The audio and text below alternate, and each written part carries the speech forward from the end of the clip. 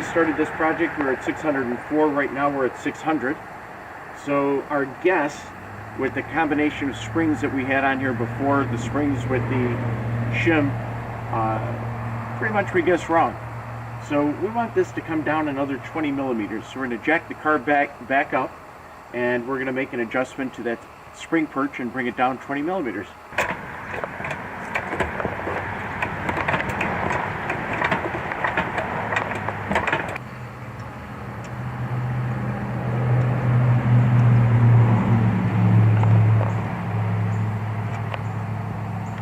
Alright, we started out at 604, we're now just under 580. There's a 3 millimeter difference side to side. We're not going to worry about that because it's on the driver's side, and like most people, I spend more time driving my GTO by myself, so in the end it'll be just about dead nuts even. We have a couple other things to do here. We're going to lock down those collars.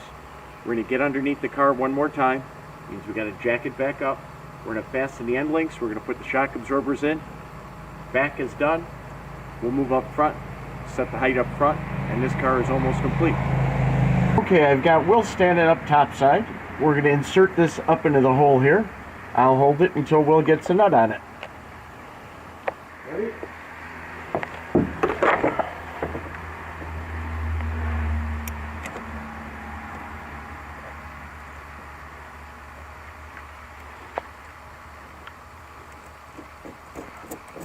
We've got good preload on the coil up here. It's not going anyplace. Everything is seated. It all looks good.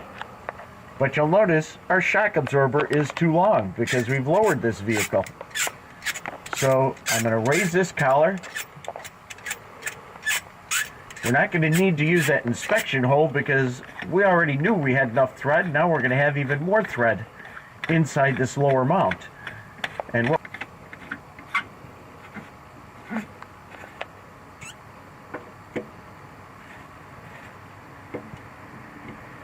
And we are set. I'll pull the ring down. Remember, we're going to set that with a hammer and a drift after we put in new lower bolts. Sometimes you run into a little glitch. The washer will not come off. So we're going to hold it with this vice grip and we'll take it off with the gun.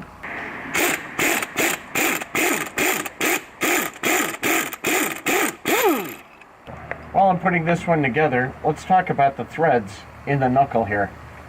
It is not at all uncommon when you're doing GTO shock absorber work for the threads to literally pull right out clean and leave you with a bit of a mess trying to put your car back together. Don't get excited, it's nothing to worry about. All you do is literally drill the threads out completely. Get a longer grade 8 or higher quality bolt, run it all the way through, put a nylock nut on the other end, and you'll actually have a stronger assembly than the OE. So no need to panic if those threads come out. Now I'm going to grab those pliers and buzz this assembly back together. Okay, we're going to start this by hand, get it in a good distance to make sure we're not cross-threading and everything feels good, which it does. And now we're going to put it in.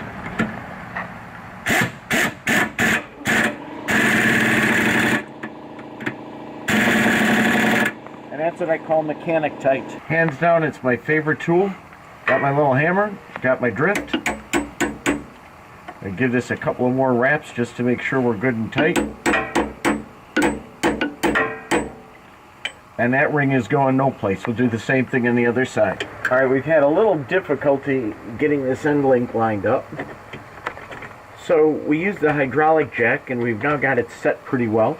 We're going to drop the jack out of place here, using this Phillips screwdriver to hold the line, and then we should be able to get our bolt in.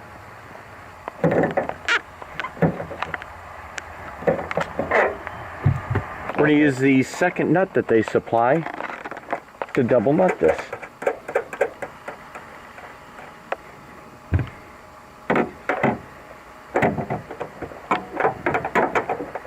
Probably the most fun aside from driving is putting in the adjusters. Do the same thing.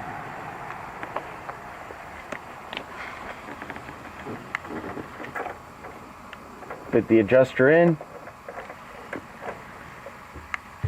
Tighten it by hand.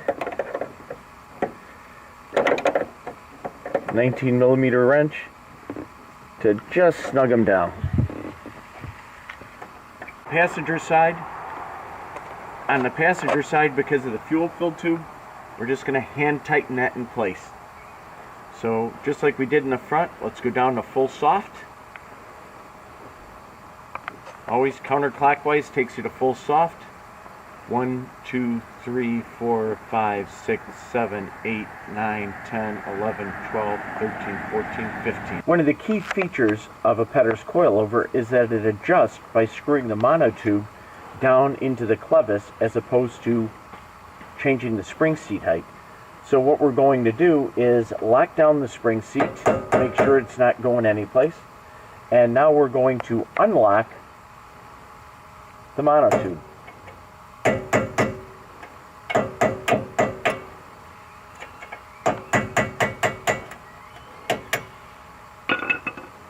Now we want to raise this considerably. So what I'm measuring right now is the distance between these 2 points.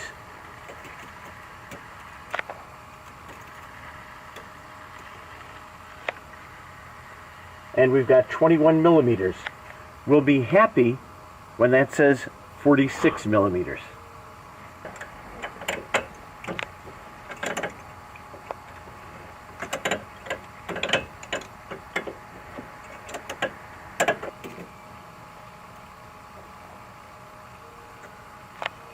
Seven millimeters to go.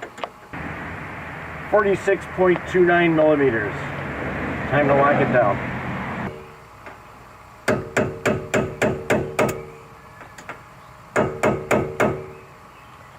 If you're wondering if this puts a mark on this, it sure does. But you know what? I'd rather have a mark than a loose part. It always pays to double check. As long as we have the wheel off, let's get a wrench on. That's pretty darn tight. We've talked about this before. Torque is critically important on a GTO, especially those front wheels. So now we're going to take these up to 100 pounds.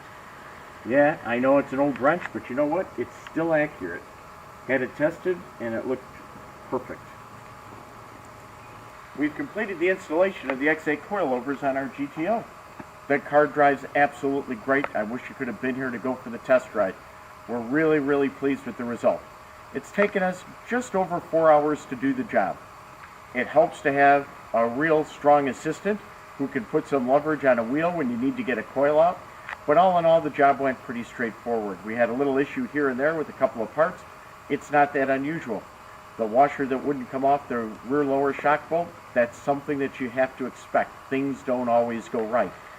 But with everything that took place, a little bit more than 4 hours, we do have pretty good equipment. What we hope you see in this video is not a how-to video to put these on. The how-to manuals are written by our instructor, Mike White. This is to give you a good idea of the work that's required to do the job. Some of you look at it and say, oh, that's a piece of cake, I could do this in my sleep, and that's great. Others who were thinking you could do it now either have the confidence to do it on your own or go see your suspension specialist at Petter's. We hope we've made your choice easier, and if you're going to take on this project, we know that you're going to be happy with the result. Thanks for watching.